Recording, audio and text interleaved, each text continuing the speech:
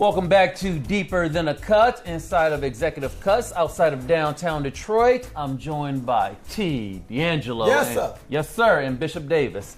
Gentlemen, we're talking about the generational gap, the divide between younger folks, older folks. Respect our elders, clearly, the wisdom. Bishop Davis, Hi, God. let's start off this conversation with you. What is the generational gap? What are the factors? I did and Dee may remember, I did a thing some year before COVID with young preachers on my telecast. And what I found out is that our generation is saying, you all don't listen to us. Your generation is saying, we don't talk to you. So there is a gap. And then when we do talk, I think it's just the biggest gap is communication. Mm-hmm. When I grew up, my grandfather was a pastor. Saturdays we went to the church. They washed cars. The women were selling food. You didn't necessarily get in their conversations, but you ear hustled. You learned how to treat a woman. You watched Deacon Mosley and his wife that had been married for 60 years. You watched Deacon Johnson and his wife, how they interact. I watched my grandparents, who was married 67 years, how they interact. Nowadays, you don't even have anybody, you don't have a man in the home to even reflect or show you how to be a man. And the average young guy, the only reason why they stopped me, thanks to him, is my beard. Hey, OG, I want that beard. I said, keep living. It's pretty smooth. Yeah, well, it's very smooth, Bishop. Promo. Not that he needed. But then I was in Lenox Mall, and I was having some Chick-fil-A because you can't find it everywhere here. So, and these young guys was across from me. They say, OG, give us the secret sauce. And yeah, they wanted to know. And you know why? The beard and the way I dress. Question, Bishop. Is that a respectful way to even approach someone? Hey, OG, give me the secret sauce. You have to talk their language. Yeah. I take no disrespect. Okay. Maybe because you didn't take any offense to it. You were fine with it. Okay. No, I knew what OG meant because I stay relevant. Absolutely. They don't want to talk to us because we don't stay relevant. You got to be able to reach them on their level, and then also reach back and talk to them about where you come from. Mm-hmm. Yeah. And most of us, unfortunately, don't y'all send me no emails, we're not relatable. You got to still be relatable. That's good. And so I'm relatable. I'm not dressing like this because I'm trying to keep up with them. This is what I like. I had an epiphany. This is what I like. I have suits, but this is what I like. And so I told him, I said, consistency. Whatever you do, consistency. I live by this. Consistency breeds longevity, and longevity breeds legacy. And I told them, whatever you do, be consistent. And they said, thank you, OG, and very respectful.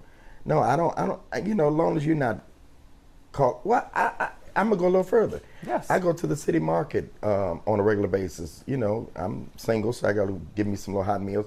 And there's a security guard there and respects me. He talks about my sneakers, and the way he approached me, it's like somebody else would probably be offended, but he says, man,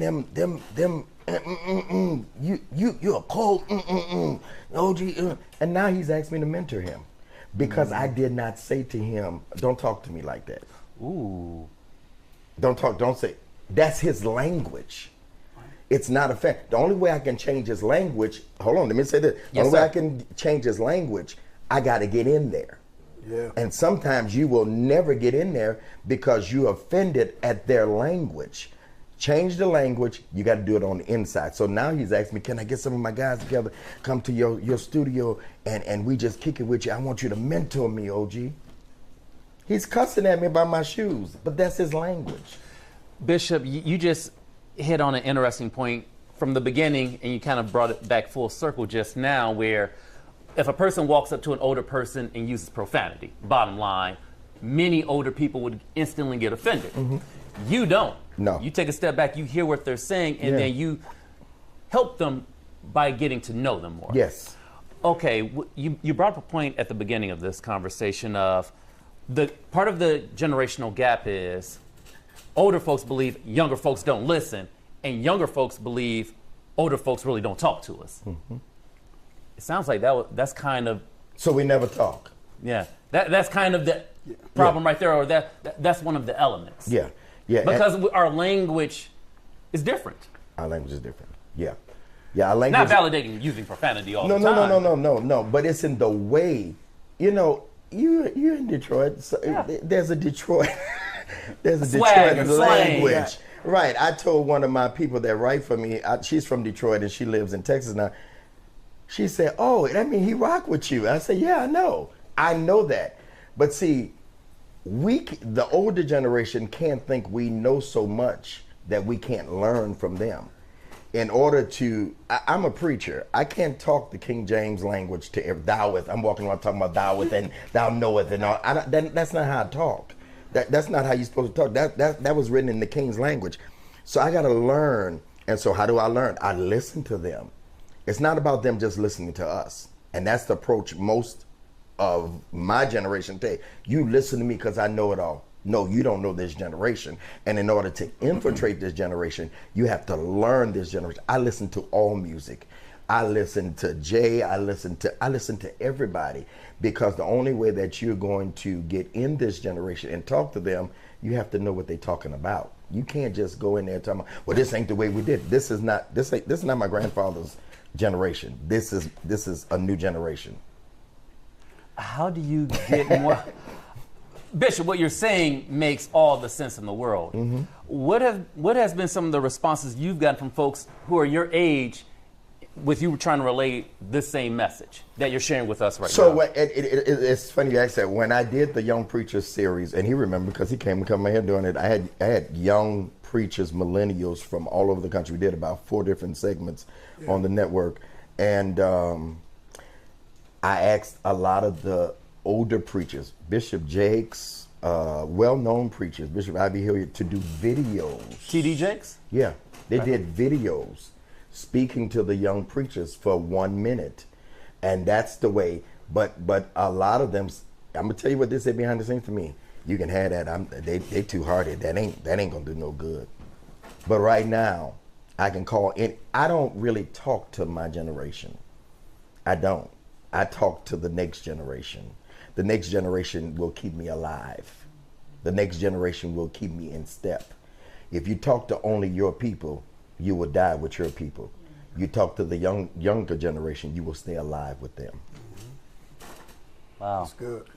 That gap. It is. It's serious. Guys standing above me, T and D'Angelo.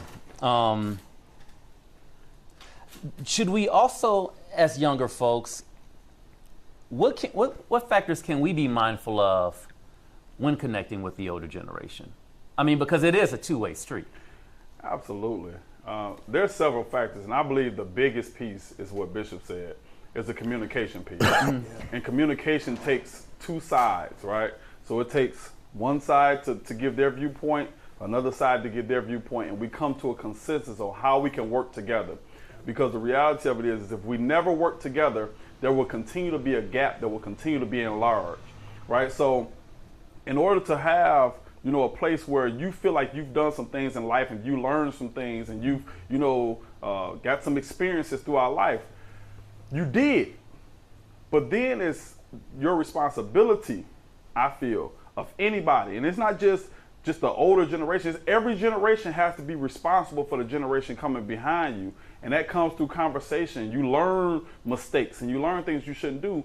But if there's no communication, then we can never bridge that gap, which causes a gap to always be there. And every generation just makes it bigger and bigger and bigger. And so to Bishop's point, there is a level of understanding that you have to understand the generation behind you. Listen, I don't listen to rap. I just don't, right? But I put out a rap album this year to connect with the generation behind me about stuff that I think about because I want to stay in step with them. Yeah. I teach barber and I love cutting hair, right? And so I felt like it was my responsibility, if I love cutting hair, to bridge the gap in your area. So we all have to, in our space, bridge gaps that have been placed in place because we won't reach back. So I'm back at teaching how to cut hair now, and me and Hobson, we're at the school teaching how to cut hair because we care about the next generation in the barber industry, but we also have to care about our relationships and generational gaps within our community. And so it's our responsibility as one generation to reach back to the next one. But if you don't, that gap will continue to be enlarged. Yeah. And this on top of it. Go for it. If we ever have, like even in our political realm, we have people that hold seats for 25, 30 years, 50 years.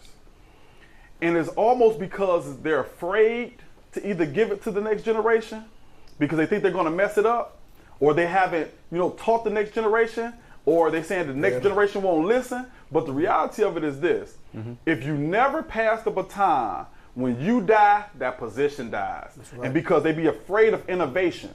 They're afraid of the newness of the new people coming in. Oh, we don't do it that way. Well, you didn't do it that way 40 years ago, but there is a little shift that comes in and innovation to carry it for the next 40 years. Yeah. So if we do it like this, you'll sustain until you die. And we got to make sure we bridge that gap so that we passing the baton instead of acting as if the next generation don't matter, because it will show up. Bishop, question, sir. How do we balance the conversation of when the next generation is ready to take that step and when the older generation needs to let it go? When they're ready, some will say they're never ready. Exactly. Some of us will say that they're never ready. Why? You said why? Yes. Because they don't want to let it go. That's it. The problem is each generation has a harvest. And the problem with my generation is we're eating up the next generation's harvest because we stay too long and then we mess up. I did Christian television for 16 years as a host and gave it up last year because I lost the passion for it and I didn't want to be rolled out. I wanted to walk out to do some other things like this in life, speaking to the next generation, mentoring them. The majority of the people that follow me in my relationship space, it's from 18 to 50. I'm talking to more younger generation as an uncle than I am my generation. And so I think that we have to make space for them. I don't think that we have to move out. I think that we have to coexist. Yes. And then we go in the area of wisdom, counselor. That's right. Don't make this mistake. I made this mistake. Don't you make this mistake. We can coexist. I think it's always this thing that y'all have to move off. No. We don't have to move off. We just have to move aside. We have to move aside to let them step up, and then we can say, you might want to try this. I'm not telling you to do this. I get calls all the time from all over the country asking for wisdom on things that I've already done. Sir, have you seen folks in your generation who are also afraid or refuse or just held back on teaching the next generation what they know? Yeah, there's plenty, especially in my vocation as a preacher. There are plenty, even in media. There are plenty because they're afraid that they're going to be put to the side. But I think, let me go to the other side. Your generation have to make sure that we're not forgotten. Absolutely. Yeah, that's a whole, absolutely. You have to make sure. Honor. When I sit here in this chair every week, I don't want to say what day, huh? No. when I sit every week in this chair, I'm old enough to be his father. We've never talked about that. We've never talked about that.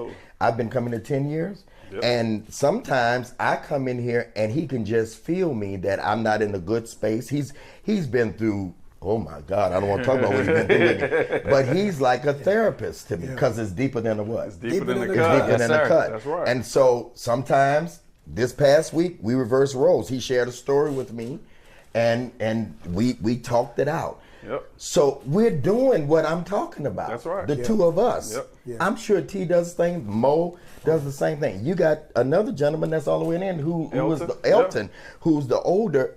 He gives his wisdom too. Yeah. We can it's not about anybody moving off the scene. Right. It's about us coexisting and understanding your role. My generation, a lot of them, not everybody, we don't understand our role once we get older. It's time to throw back something. to the next generation. Walk in wisdom and let the young people walk in strength, because the young people have the strength that the old people don't have. Yep.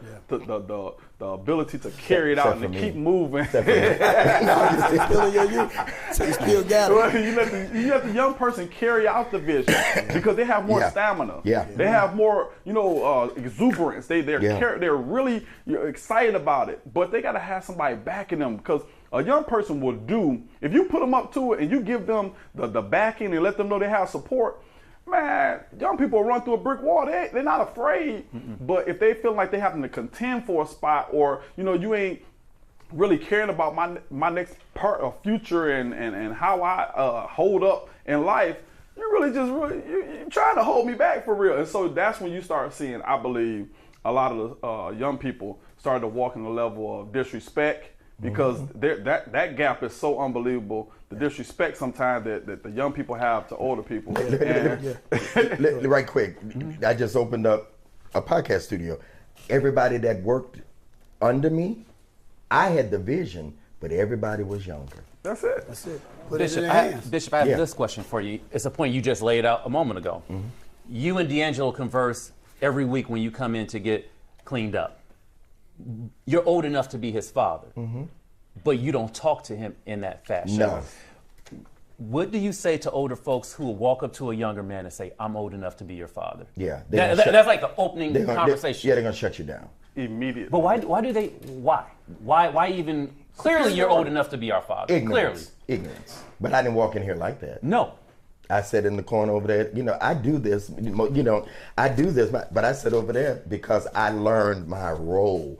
I'm not. Well, I wouldn't even say it's your role. It's No, that is my role to father now. It is my role to father and to give wisdom. That's my role at this point in my life. I still have vision, plenty. Yes. I mean, I'm still rolling, but I understand that it's dual. I'm still climbing and having vision and dreams and all that. Wisdom. And wisdom, right. But my role now to the next generation is to pass on what I've already done and to keep moving so that they can strive to where I'm still going. Yeah. I have young people tell me all the time, man, you still doing this at this age. You could be sitting back. You setting the bar. You giving us the gold standard, because I'm still, Miles Monroe said this, as long as I'm alive and I'm not empty, then I'm going to keep on doing what I'm doing. And I'm giving them something to strive for. But then I'm pulling back and showing what I've already done. Yeah. And so you don't, next generation, my generation, that is not the thing to say to the next generation. I'm old enough to be your father. Now, the only time that should come out is if it's disrespect, but you don't open up a conversation like that. Because I have said that to people that work for me and get that, because I am. But that's not my lead card to the conversation. And it has never been a lead card for many individuals. Never for me. Only if you're getting out of play. And you have to really have did something. Great. I'm only using that to get back at you. Because I don't even want to say I'm old enough to be that. I mean, you don't want me to say that to you. Well, go ahead, D'Angelo, before we wrap up. I'm just back here enjoying the conversation, because I'm uncle now.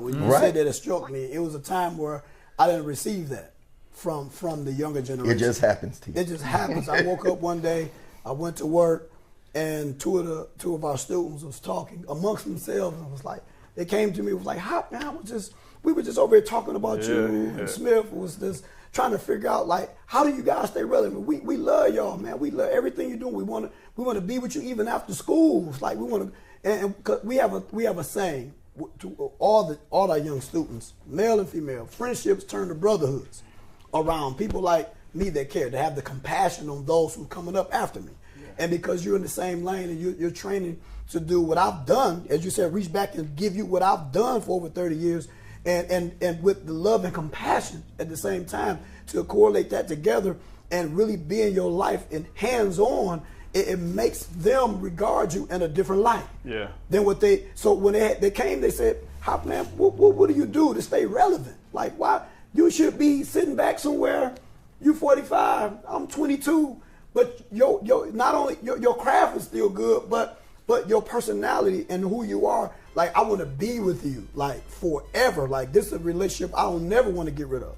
And that's only because we know that what I have, I know I have to give back. In order for the profession and that dignity that stands as a man, that pride of a man, that when you learn, you have to go back and pull them up and cultivate the next generation, because I live on that makes them want more out of it for themselves. Absolutely. They're not getting it at home. Yeah. I've had young men tell me, my father told me I'm wasting my time coming up here.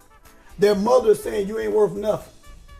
You have this. I've heard students tell me, how because of you, man, the only reason I'm here is because I don't get this at home. This is my last shot at something good, and you brought something out of me. And when you get those type of testimonials, it's very gratifying to an educator to say, man, like, man, I had that epiphany, like, oh, this is my purpose now. Yeah, they want it too. They want it. And because once I realized that, guess what happened? Yeah, they want it. Everybody bought in because I changed the way I view the next generation. Mm-hmm. When I changed the way I felt, when I changed the way I've done things, and when I changed the way I thought and viewed them, man, everything come up. Everybody's life come up around them. Everybody. Because of their home dynamic, they don't know they need it until they see something different. That's right. That's right. Yeah. That's right. All right. It matters. It's huge, and having a successful life is what everybody desires. Yeah. But I'm of the firm belief that the only way to be truly successful is to have successors. And the way you create successors is you got to teach the people behind you or teach the people around you so that they can all go together and everybody be successful. Because to have success by yourself is to be fat and gluttony, and you're gonna die fat and overweight. That's it. As opposed to having a legacy that you leave with successors that you train. Let's keep it lean and mean. T. D'Angelo, Bishop Davis. Listen, it's deeper than the cup. Deeper than the Deeper cut. than the cup. It's deep. It's deeper than the cup.